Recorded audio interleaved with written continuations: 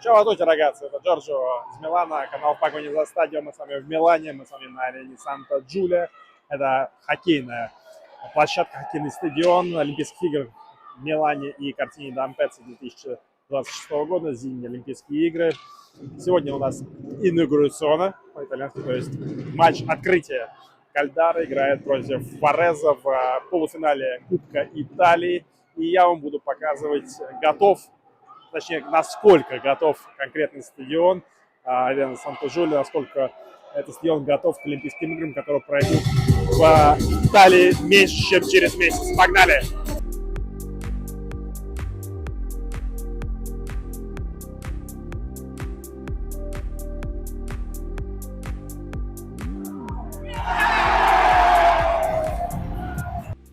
Так, вот это у нас шаттлы. Начинаем мы видео именно с шаттлов, которые от метро идут в сторону арены бесплатно. Если честно, я думал, что будет совсем немного народу, но вот шаттл, в который мы зашли за 45 минут до начала матча, он полный, и все эти люди едут на хоккей, так что, надеюсь, будет хорошая посещаемость сегодня. Приехали мы на конечную остановку к стадиону Санта-Джулия. Как видите, здесь есть примерно ничего пока, кроме заборов. И ты, соответственно, пешочком идешь к самому стадиону. За 3 часа до матча и после матча 2 часа будут работать шаттлы. Это такое расписание, какое сделали его сегодня и на 2 ближайших дня. Сегодня у нас 9 января, напоминаю. Соответственно, до старта Олимпийских игр меньше месяца. На этой арене, я вам просто показываю, что здесь сейчас происходит, на этой арене 5 числа сборная Италии должна сыграть со сборной Франции. Это будет матч женских сборных по хоккею. Вот так вот на данный момент выглядит входная группа. Она где-то вот очень далеко пока от стадиона. А вот и первая проблема, которая возникла, нам не разрешили проносить вот эту прекрасную бутылку, которую я привез из Таиланда, потому что не разрешают тут зажигалки проносить, не разрешают проносить такие бутылки, еду, кстати, тоже не разрешают проносить.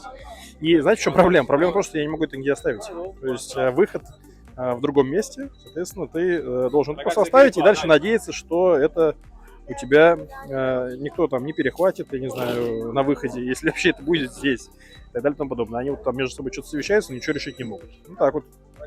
Знаете, как проблема решилась? Просто прошли около другого стюарда, и все. Он такой: идите, нормально. Ну это как бы все очень забавно, смешно. Понятно, что это часть неорганизованности, часть того, что это первый день инаугурационный по-итальянски. Вот. Но это, конечно, такой забавный случай. В копилочку. Мы подходим к самому стадиону. Ну, я вам еще раз повторю, здесь, знаете, как можно сказать, не пахнет, а вот здесь пахнет, и пахнет здесь стройкой. Посмотрите, какой интересный момент. Я думал, что забор-то снесут, типа, или уберут. А ничего сносить-то не будут, потому что здесь дом стоит какой-то. Интересно. Ну, стадион выглядит здорово. По первому впечатлению, да. Что-то похожее я видел недавно в Тортоне. Там был баскетбольный дворец. Вот арена Санта-Джулия в Милане, она выглядит так, выглядит красиво, современно, да. Вот, но для зимних видов спорта, для хоккея, наверное, самое то. Белое все. Явно это табло, видимо, да, но почему-то, видимо, пока, наверное, не функционирует. Я подозреваю, что здесь должно быть что-то явно написано, какое-то видео проигрываться и так далее. Ну, вот так. Кстати говоря, 9 января в Милане, и эта зима, это у нас 4-я зима уже в Италии, она самая холодная. Это вот сейчас типа -1, -2, но ощущается, наверное, как -10, да? Ну, вчера ночью было -5. Серьезно? Вот так вот. Ну, короче, ощущается это как -10, -13 градусов в Москве, вот так вот, плюс-минус. Я понимаю, что можно там возразить, там, да ладно, там, ты прикалываешься, но я прожил 30 лет в Москве, помню морозы -35 в школе, т.д. Поэтому, ребята, в Италии не всегда тепло, и если вы собираетесь зимой в северную часть Италии, то нужно брать хороший пуховик. Так, вот у нас променад, который находится на улице, вот эту холодную погоду. Находится он рядом с ареной. Не внутри, видимо, не успели сделать, наверное, подозреваю. Поэтому сделали рядом. Так, мы зашли вовнутрь. Здесь пока ничего нет. Ну, логично, что фудтраки, там и т.д. и т.п. Это все должно быть как раз таки здесь. Но здесь пока тоже стройка. Выглядит все как на стройке. Плюс здесь есть лифт и эскалатор. Минус, на 9 января они не работают. Это не очень хорошо, то, что мы сейчас видим. Я очень надеюсь, что это все будет исправлено, сделано, т.д. и т.п. Ну, вот видите, это строительные метки. Они до сих пор здесь.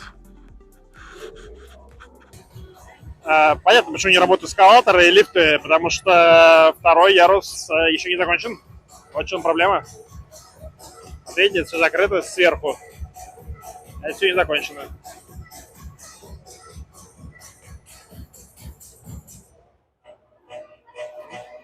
Табло такое не суперсовременное, но как бы есть окей. И почему-то сделано... это временная трибуна, понятно, зачем это сделано. Это сделано, чтобы устраивать концерты, то есть убирать хоккейную площадку, устраивать музыкальные концерты и так далее. То есть разборная конструкция. Эта конструкция, в которой мы стоим, она бетонная. Да, вот здесь вот стулья занимают места для людей с ограниченными возможностями. А это временная конструкция, чтобы арену преобразовывать в зависимости от мероприятий, которые здесь проходят. Вот табло все-таки нет, я ошибся, табло нормальное. Digital. А вот сиденья удивили, потому что они мягкие. Мягкая сидушка и мягкая спинка. Везде. То есть это не VIP-сектор никакой, это везде так. Вот. И здесь нормальное место для ног. Я так понимаю, что больше всего рады открытию строителей, которых здесь много находится, потанцовывают, общаются. И понимаю, что еще много работы им предстоит в ближайшее время. Так, начали матч Вареза и Кальдаро. Это матч полуфинал Кубка Италии. Это один из турниров, который проходит на этой арене. Еще плей-офф серии А. Тоже будет в выходные эти проходить с 9, соответственно, по 11 января. Арену начали строить в 2022 году. В начале 2022 года, и вот сейчас 2026 ее заканчивают. Бюджет арены 240-280 миллионов евро. Не знаю, что еще добавить. Сроки, естественно, все прошли, когда нужно было ее сдать. Логично, что она уже должна была быть сдана давно. Но вот то, что есть на данный момент. Вареза играет 5-3 сейчас. Я думаю, что в ближайшие секунды должен быть гол. Все-таки большое преимущество. Ну, я не сильно разбираюсь в хоккее, но это можно было предвидеть. Вот и первый гол на этой арене. Стали свидетелями истории. 9 января 2026 года. Арена Санта-Джулия. Кальдаро Вареза. 2 минуты с чем-то хватило, чтобы распечатать ворота.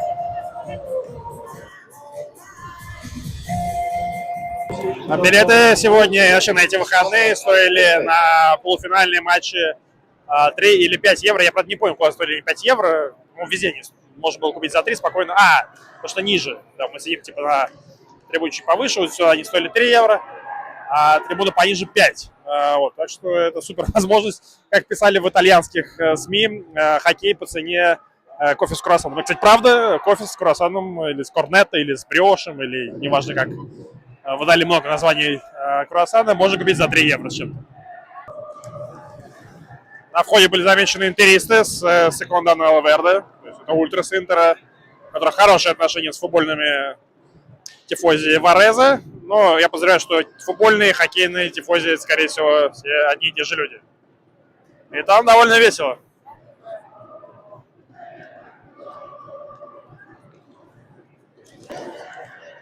Давайте, с точки зрения именно арены, стадиона, все окей. То есть здесь удобно, мы сидим на 20-м ряду. Здесь хороший обзор, здесь удобные стулья. удобно проходить, когда кто-то проходит мимо тебя и так далее. Обзор хороший, да. Именно с точки зрения стадиона все здорово. Вот. Все остальное, все, что, скажем так, я порчу и так далее, это все, конечно, косметика. Но косметика важная, и ее важно обязательно, конечно, доделывать до начала Олимпийских игр, ну, потому что иначе это будет, ну, мягко говоря, плохо, потому что все раскуплено. Тот стадион вмещает всего 16 тысяч зрителей, да, вот вместе с этой временной конструкцией, и все билеты раскуплены. Сборная США, Канада и так далее явно рассчитывают сыграть препон. Очень классно, что все черное, вот прям все черное, потолок прям вообще смотрится ультра круто, потому что обычно все в металле и никто ничего не перекрашивает. Здесь все в черном цвете, вот прям все в черном. Вот портит картину вот эта вот временная трибуна с синими стульями, жалко. Потому что так было бы прям вообще супер. Возможно, потом докрасят или поменяют. Но потолок прям супер здорово смотрится. У нас тут лейка. И да, заделывают дырку с помощью воды. Вот специально обученный человек. Я, честно говоря, не знаю, насколько это часто происходит в хоккее или нет, но вот так вот вживую впервые за долгое-долгое время хоккей смотрю. И у нас сегодня все, что можно, нельзя. И даже лейка, как из детства, появилась на хоккейной площадке. Еще, кстати, здесь вообще не работает интернет. Даже вот эти 3G, это, считай, ничего G. Тут у нас такой мини-парк и пока строительная техника и строительные материалы. Это около арены. Мы сейчас вышли. Итальянцы, как обычно, курят. Выглядит арена, ну, прикольно, здорово. Выглядит реально вот это вот белое динамическое освещение этими 3 кольцами. Прикольно. Материалов много. Вот. Как видите. Кстати говоря, я подозреваю, что еда находится на улице не потому, что кто-то там какой-то дурак, просто потому что разрешение, скорее всего, на продажу еды внутри арены еще не получено. Соответственно, ну, потому что арена еще не доделана банально. Вот поэтому пришлось такими фудтраками, классически, на самом деле, для Италии фудтраками воспользоваться. Но это лучше, чем, в любом случае, лучше, чем ничего. А вот, кстати, когда поднимаешься к арене, то вот это здание красно-кирпичного цвета, оно видно. И, вот, судя по всему, сносить его никто точно не собирается. Мне интересно, почему? Ну, скорее всего, потому что культурное наследие, обычно так. Вот. Но ситуация по территории вокруг, она пока вот такая. Здесь кран, там еще кран. Здесь все огорожено, там приехали. Вот стадион, вот здание. Здесь парковка. Сейчас улицы зашли еще раз внутрь, и вот это вот ощущение у меня, у Кати получилось одинаковым, как будто ты... В новой квартире запах штукатурки. Да, везде запах штукатурки, как будто ты пришел квартиру новую проверять. Типа там, чё, как. Вот, и вот это ощущение точно такое же. Мы пересели на места за воротами. Вот здесь вот стулья прям очень приятные. Во-первых, они чистые полностью. Вот, и они с подлокотниками. Вот. Помягче чуть-чуть. Полностью мягкие и спинки, и сидушки. Вот. Ну и вот такой вот вид. Это у нас 21 ряд. Мне, кстати, больше нравится из-за ворот смотреть хоккей, чем с боковой трибуны. Я понял это прямо сейчас. Там пересели сюда. Вот я сейчас заметил, что вот этот сектор еще не закончили вообще со стульями, видите. Это только заготовки для стульев, соответственно, туда еще нужно их устанавливать. А помимо того, что сдвигаются сроки сильно, у этой арены есть еще один момент, из-за которого она попала в СМИ. Это размер площадки, и он меньше, чем в НХЛ. Из-за этого североамериканские игроки уже начали возмущаться, потому что площадка не соответствует размерам НХЛ, как это обычно бывает на Олимпийских играх. И это вызвало много споров. Не знаю, будет ли что-то меняться, потому что вообще место есть, но я сомневаюсь, что ее можно взять так легко и раздвинуть. Кальдара забивает 5 шайб за второй период и полностью переворачивает ход игры. Динамично, чем-то схоже с баскетболом. Высоко-высоко замечены безбилетники. Но им можно, потому что они это построили.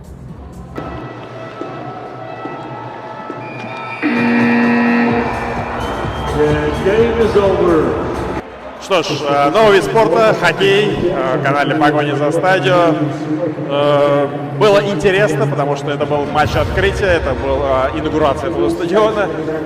Я показал честно, как есть, арену Санта-Джулия, здесь есть проблемы, здесь есть классные моменты. Я очень надеюсь, что к началу Олимпийских игр успею сделать все, чтобы здесь все прошло красиво и хорошо, потому что здесь очень классная база, и нужно эту базу доделать. Нужно все привести в правильный вид, чтобы все было на своих местах, чтобы стулья были на своих местах, проводка там и так далее и тому подобное. Фудтраки, чтобы были внутри, а не снаружи, потому что зима все-таки и прочее. А так, арена действительно получилась интересной, классной, здоровской, и можно только пожелать, чтобы здесь проходило большое количество мероприятий. Спасибо большое за внимание, обязательно подписывайтесь на канал, ставьте лайки, колокольчики и все такое.